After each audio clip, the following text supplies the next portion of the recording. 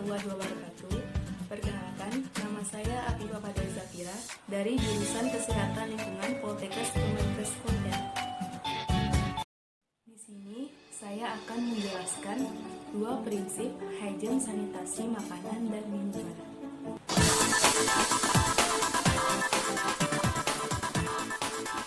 Prinsip yang pertama yaitu pemilihan bahan makanan. Bahan makanan dibagi menjadi 3 golongan besar. Di antaranya, bahan makanan mentah, yaitu makanan yang perlu pengolahan sebelum dihidangkan. Contohnya seperti beras, sayuran, dan lain-lain. Yang kedua, makanan terolah, yaitu makanan yang langsung bisa dapat dimakan, tetapi digunakan untuk proses pengolahan makanan lebih lanjut.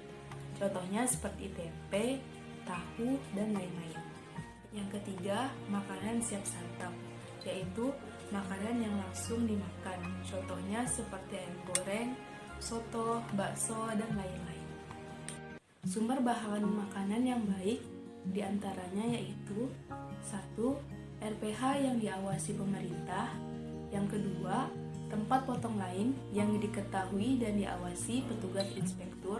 Yang ketiga, tempat pelelangan ikan yang diawasi instansi perikanan. Yang keempat, pusat penjualan bahan makanan dengan pengaturan suhu yang baik. Yang kelima, tempat penjualan bahan makanan yang diawasi pemerintah dengan baik. Yang keenam, industri pengawetan atau distributor bahan makanan yang telah berizin. Yang ketujuh, perusahaan yang khusus di bidang penjualan bahan mentah dan dikelola dengan persyaratan kesehatan serta diawasi pemerintah. Yang kedelapan, lokasi tempat produksi sayuran, buah, atau ternak seperti daerah pertanian, peternakan, perkebunan, kolam ikan. Kedua, penyimpanan bahan makanan. Makanan adalah sengkumpulan sel senyawa organik yang membutuhkan udara untuk proses pernapasan atau oksidasi. Makanan yang baik adalah makanan bergizi yang dibutuhkan oleh setiap makhluk hidup, termasuk manusia, atau disukai juga oleh bakteri. Ciri-ciri kerusakan makanan yang pertama, tercemar bakteri. Yang kedua, adanya enzim. Yang ketiga, mekanis. Sifat dan karakteristik bakteri yang pertama berdasarkan sifat hidupnya, yaitu diantaranya skorofil, psikotrop, mesofil, termofil, serta termotrop. Kedua, berdasar daya tahan terhadap panas, yaitu rentan panas, tahan panas, serta termodurik. Yang ketiga, berdasarkan faktor lingkungan hidup, yaitu diantaranya pH, kadar air, suhu lingkungan, kandungan nutrisi, kelembapan relatif, serta adanya zat inhibitor. Yang keempat, berdasar kebutuhan oksigen, yaitu diantaranya aerob dan anaerob. Yang kelima, berdasarkan pertumbuhannya ada 3 fase, yaitu logarithmic phase, stationary phase, dan light phase. Cara penyimpanan bahan makanan sesuai suhu, ada 4 cara penyimpanan makanan. Yang pertama, cooling. Penyimpanan sejuk dengan suhu 10 derajat Celcius sampai 15 derajat Celcius. Yang kedua, chilling. Penyimpanan dingin dengan suhu 4 derajat Celcius sampai 10 derajat Celcius. Yang ketiga, freezing. Penyimpanan dingin sekali dengan suhu 0 derajat Celcius sampai 4 derajat Celcius.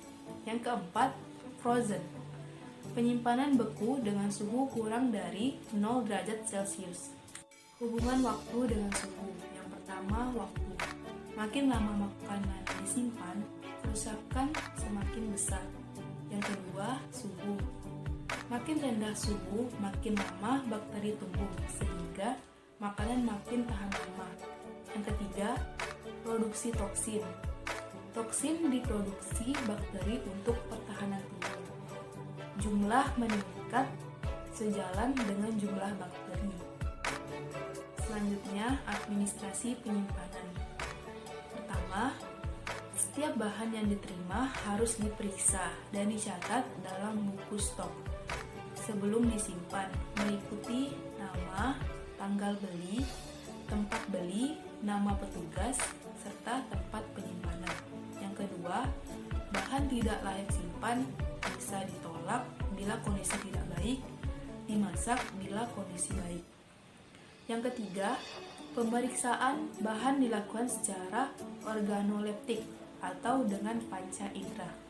Yang keempat, catatan administrasi keluar masuk orang sangat berguna untuk menyusun rencana kebutuhan. Yang kelima, mempunyai petugas khusus yang mengambil atau menyimpan barang untuk memantau keamanan makanan. Perkenalkan, saya Hairul Bikri, mahasiswa dari Politeknik Kesehatan Pontianak, Diploma D4 Sanitasi Lingkungan. Pada video kali ini, saya akan melanjutkan pembahasan tentang prinsip higien sanitasi makanan yang sebelumnya telah dijelaskan oleh teman saya.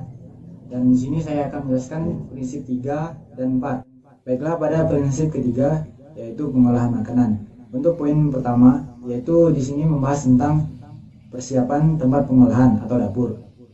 Untuk dapur yang digunakan di sini harus memenuhi standar dan persyaratan higien sanitasi yang berlaku. Untuk persyaratan yang pertama, yaitu ventilasi harus cukup baik agar asap dan udara panas dapat keluar dengan sempurna. Yang kedua, lantai, dinding, dan ruangan bersih dan terpelihara. Yang ketiga yaitu meja peracikan bersih, permukaan kuat dan tahan goresan.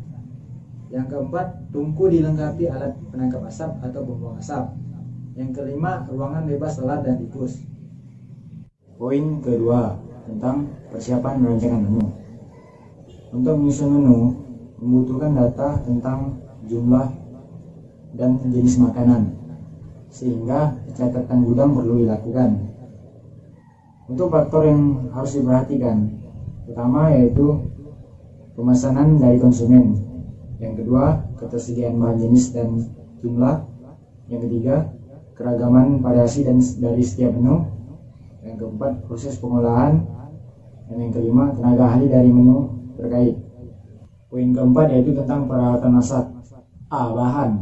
Untuk bahan dari peralatan masak yang digunakan tidak boleh mengeluarkan zat beracun. Kebutuhan. Untuk kebutuhan dari peralatan masak tersebut tidak boleh seperti penyok, beca, dan lain-lain. Untuk fungsinya, peralatan masak itu disimpan dan digunakan sesuai dengan fungsinya, tidak boleh dicampur adukan. Masih dengan prinsip 3 yaitu pada poin keempat tentang peralatan makan dan minum. Untuk bentuk dari peralatan makan dan minum yaitu seperti biasa, peralatan tersebut harus utuh, tidak rusak, cacat, tidak bengkok, dan tidak membahayakan. Yang kedua, alat yang sudah bersih dilarang dipegang di bagian tempat makanannya. Tempat mengambil makanan itu tidak boleh dipegang. Yang ketiga, alat yang sudah bersih disimpan di dalam rak sehingga tikus dan binatang vektor lainnya tidak dapat menjangkau peralatan tersebut. Yang keempat, tentunya alat yang sudah bersih tersebut hanya dikeluarkan ketika ingin digunakan. Untuk poin kelima yaitu tentang wadah penyimpanan makanan. Untuk peralatan penyimpanan makanan harus terpisah, misalnya makanan basah dan kering, bahan kering dan bahan basah. Setiap jenis makanan tentunya harus dipisah, tidak boleh dicampur adukan. Poin ke-6 tentang sarana penyajian atau display. Lemari etalase atau lemari kaca tetap harus mengikuti prinsip pemisahan wadah untuk tiap jenis makanan. Yang kedua, sirkulasi udara harus cukup. Yang ketiga yaitu terlindung dari jamahan vektor seperti tikus, lalat, kecoa, dan lain-lain. Untuk poin ketujuh yaitu tentang rak penyimpanan. Persyaratan pertama dari rak penyimpanan, yang pertama harus bersih dan tidak terkena sinar matahari langsung. Yang kedua, mudah dijangkau petugas. Baiklah, lanjut ke poin berikutnya yaitu poin ke-8. Poin ke-8 membahas tentang peralatan untuk mencuci. Peralatan untuk mencuci itu terpisah. Ada yang digunakan untuk membersihkan bahan makanan, membersihkan peralatan bekas setelah digunakan, dan tempat cuci tangan yang terpisah dengan tempat cuci lain. Poin 9 tentang pelindung pencemaran. Yang pertama, setiap petugas disediakan pakaian kerja, minimal celemek dan penutup rambut. Yang kedua, penjama makanan matang disediakan sarung tangan plastik sekali pakai, masker penutup mulut dan hidung. Masuk ke poin 10, yaitu tentang fasilitas sanitasi. Jadi fasilitas sanitasi ialah untuk keperluan kebersihan dan pemeliharaan, seperti jamban dan kamar mandi dengan air melimpah, tempat sampah tertutup, dan yang ketiga, saluran pembuangan air limbah, air hujan lancar dan tertutup. Poin ke-11 tentang pemilihan bahan atau sortir. Jadi bahan yang datang dari pasar dan kemudian disimpan di gudang pasti ada yang rusak sehingga perlu disortir. Untuk keuntungan dari adanya pemilihan bahan atau sortir, yang pertama yaitu membuang sumber penular atau perusak makanan. Yang kedua, menjaga mutu dan keawetan makanan. Yang ketiga, mengurangi risiko pencemaran makanan. Poin ke-12 tentang persiapan bahan. Yang pertama, cuci bahan sampai bersih dengan air mengalir. Yang kedua, potong dengan ukuran kecil atau yang dihendaki. Yang ketiga, buang bagian yang rusak. Yang keempat, masukkan potongan bahan ke tempat bersih dan terlindung dari serangga. Yang kelima, segera dimasak dan jangan biarkan terlalu lama bahan tersebut di luar kulkas. Poin ke-13 tentang peracikan bumbu. Yang pertama, cuci semua bumbu sampai bersih dengan air mengalir. Yang kedua, biji direndam untuk membuang debu dan sampah. Yang ketiga, siapkan alat penghancur yang bersih. Yang keempat, hancurkan bumbu segera. Yang kelima, masukkan ke dalam tempat bersih dan terlindung dari serangga. Yang keenam, segera dimasak dan jangan biarkan terlalu lama di luar kulkas. Poin ke-14 tentang persiapan pengolahan. Yang pertama, siapkan wajan kuali untuk mengolah. Yang kedua, tuangkan air, minyak atau mentega untuk bahan pemanas makanan. Yang ketiga, masukkan bahan secara bergiliran sesuai dengan tata cara memasak menurut jenis menu makanan. Yang keempat, ratakan suhu makanan dengan cara membalikan atau mengaduk sehingga semua bahan matang. Kelima, gunakan api yang tidak terlalu tinggi sehingga seluruh bagian makanan matang secara merata. Poin ke-15 tentang prioritas dalam memasak. Yang pertama, dahulukan memasak makanan yang tahan lama. Yang kedua, makanan yang rawan seperti kaldu, buah dan sebagainya dimasak pada waktu akhir masak. Yang ketiga, simpan bahan makanan yang belum waktunya dimasak dalam lemari es. Yang keempat, simpan makanan matang yang belum waktunya dihidangkan dalam keadaan panas. Yang kelima, uap makanan jangan sampai mencair dan masuk ke dalam makanan. Yang keenam, makanan masak tidak boleh dijamah dengan tangan telanjang. Yang ketujuh, untuk mencicipi makanan, gunakan sendok khusus yang selalu dicuci. Baiklah, masuk ke prinsip keempat tentang penyimpanan makanan masak. Jadi, makanan masak itu merupakan bahan yang lunak dan sangat disukai oleh bakteri. Bakteri bertumbuh dan berkembang di dalam makanan. Bakteri ada yang menghasilkan racun atau toksin, sedangkan di dalam makanan itu terdapat enzim yang dapat mengubahnya menjadi matang dan menjadi busuk. Adapun karakteristik pertumbuhan bakteri pada makanan, yang pertama ialah kadar air makanan, yang kedua jenis makanan, yang ketiga yaitu suhu makanan. Berikut ini adalah cara untuk menyimpan makanan masak. Yang pertama yaitu harus menggunakan wadah. Yang kedua yang harus diperhatikan yaitu suhu. Misalnya makanan kering atau gorengan disimpan pada suhu kamar 25 sampai 30 derajat Celcius. Yang kedua, makanan basah seperti kuah, sup, gulai harus segera disajikan dengan suhu lebih dari 60 derajat Celcius. Yang ketiga yaitu waktu tunggu. Makanan yang berada pada daerah aman. Maksudnya, makanan yang suhunya makin mendekati danger area mempunyai waktu tunggu yang semakin singkat. Dan makanan yang disimpan pada suhu dingin harus dipanaskan kembali sebelum dihidangkan. Baiklah, mungkin hanya ini penjelasan dari saya. terkait prinsip 3 dan 4 pada higien sanitasi makanan, dan untuk prinsip 5 dan 6 itu dilanjutkan oleh teman-teman saya. Terima kasih. Prinsip 5, pengangkutan makanan. Pengangkutan makanan yang sehat sangat berperan penting untuk mencegah dari pencemaran. Pak, pengangkutan makanan banyak pihak yang terkait untuk persiapan pemadahan orang, suhu kendaraan pengangkutan. Dan pengangkutan makanan untuk mencegah ada 2, yaitu pengangkutan makanan bahan makan dan pengangkutan makanan matang. Pengangkutan bahan makanan untuk mencegah pengangkutan bahan makanan tidak tercemar dan berupa fisik, mikroba ataupun kimia. Untuk mengurangi pencemaran tersebut, pengangkutan tidak mencampur dengan bahan berbahaya. Kendaraan pengangkut selalu keadaan bersih. Kendaraan tidak dipakai untuk keperluan lain. Hindarkan perlakuan manusia seperti merusak ataupun setelah digunakan tidak bersih kembali. Kendaraan konstruksinya higienis dan ada pendingin. Kedua, pengangkutan makanan siap santap atau siap saji. Makanan tersebut lebih rawan dibanding pengangkutan makanan berupa bahan.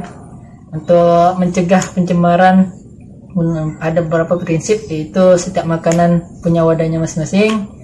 Mengisi makanan tidak terlalu penuh untuk menghindar kondensasi atau akan cepat basi. Wadah harus kuat, ukuran memadai atau sesuai ukuran, terbuat dari bahan yang anti karat atau tidak bocor. Pengangkutan makanan harus selalu panas. Ini terbuat dari menggunakan tetap panas dengan suhu maksimal 60 derajat atau paling dingin minus derajat 4%. 4 suhu dalam 4 derajat. Selama perjalanan wadah tidak harus tetap tertutup. Kendaraan pengangkut untuk makanan tidak dipakai untuk keperluan yang lain. Prinsip ke-6 dan terakhir dari semua rangkaian untuk menyediakan makanan, yaitu penyajian makanan. Dalam menarik penyajian makanan ini, untuk menarik para pelanggan diperlukan ada 2 uji, yaitu uji organoleptik, yaitu uji lidah untuk mengetahui rasa makanan, penampilan, aroma, dan bunyi dan merasakanlah. Dan itu biasanya digunakan oleh para chef. Dan terakhir uji biologis biasanya digunakan tamu-tamu VIP, yaitu kepala negara, pemerintahan, dan orang yang penting, untuk dilakukan dengan cara memakan sebelum dihidangkan para petugas karena mencegah dari racun dan pihak-pihak yang tidak diinginkan. Prinsip penyajian. 1.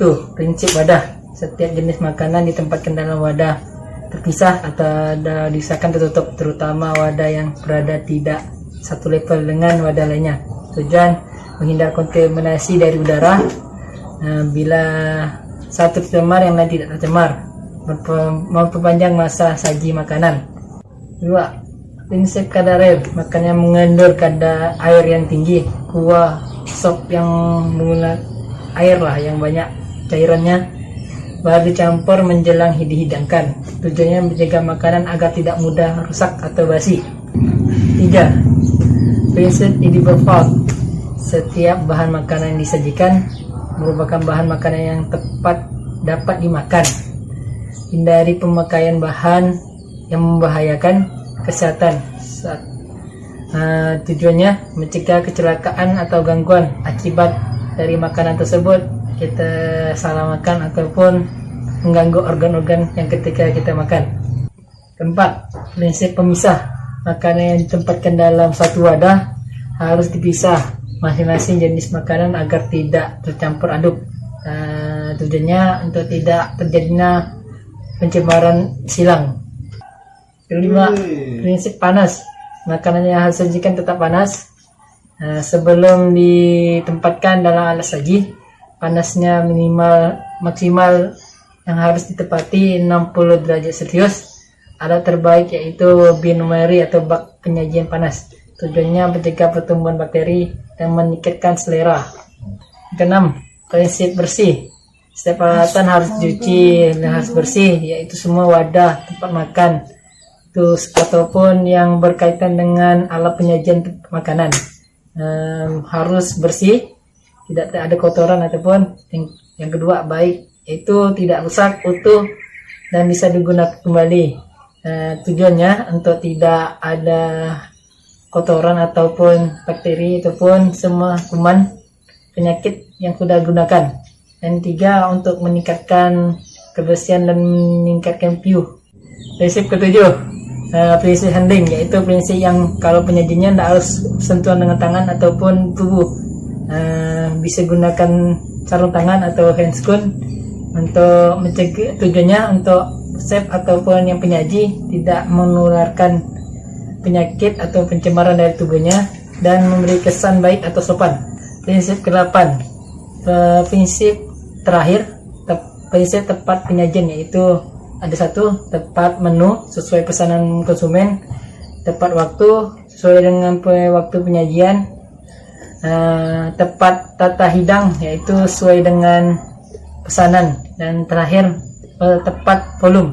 Makanannya disesuaikan dengan porsi yang ada, disesuaikan dengan baunya konsumen, untuk menjaga citra, tujuannya menjaga citra atau profesional memakan tersebut. Oke.